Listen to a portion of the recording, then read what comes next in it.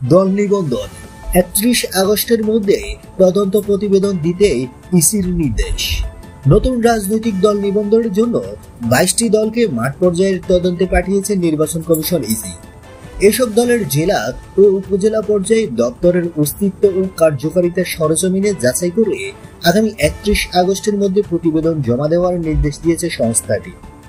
সোমবার ইসির সিনিয়র সহকারী সচিব মোহাম্মদ দেলোয়ার হোসেন মাঠ কর্মকর্তাদের এই নির্দেশনা পাঠিয়েছেন। নির্দেশনায় বলা হয়েছে, জেলা পর্যায়ে সিনিয়র জেলা নির্বাচন কর্মকর্তা, জেলা নির্বাচন কর্মকর্তা বা অতিরিক্ত জেলা নির্বাচন কর্মকর্তারা দায়িত্ব পালন করবেন। তারা নির্ধারিত চেকলিস্ট পূরণ করে সকল কাগজপত্রে পৃষ্ঠা নম্বর দিয়ে সিলগালা করে বিশেষ খামে আঞ্চলিক নির্বাচন কর্মকর্তার কাছে পাঠাবেন। এরপর আঞ্চলিক নির্বাচন কর্মকর্তারা রাজনৈতিক দল ভিত্তিকভাবে খাম একত্রিত করে গোপনীয়ভাবে নির্বাচন কমিশন সচিবালয়ে পাঠাবেন।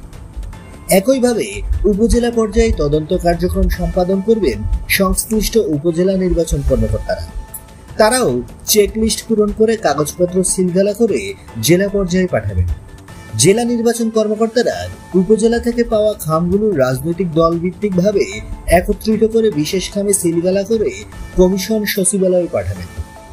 ইসি সূত্রে জানা যায়, মাঠ পর্যায়ের এই তদন্ত প্রতিবেদন পাওয়ার পর নতুন রাজনৈতিক দলগুলোর নিবন্ধন প্রক্রিয়া পরবর্তী ধাপে অগ্রসর হবে। বন্ধুরা, নিত্য নতুন এক্সক্লুসিভ খবরাখবর সবার আগে পেতে আমাদের ইউটিউব চ্যানেলটি সাবস্ক্রাইব করে পাশে থাকা বেল আইকনটি অন করে দেওয়ার অনুরোধ রইল।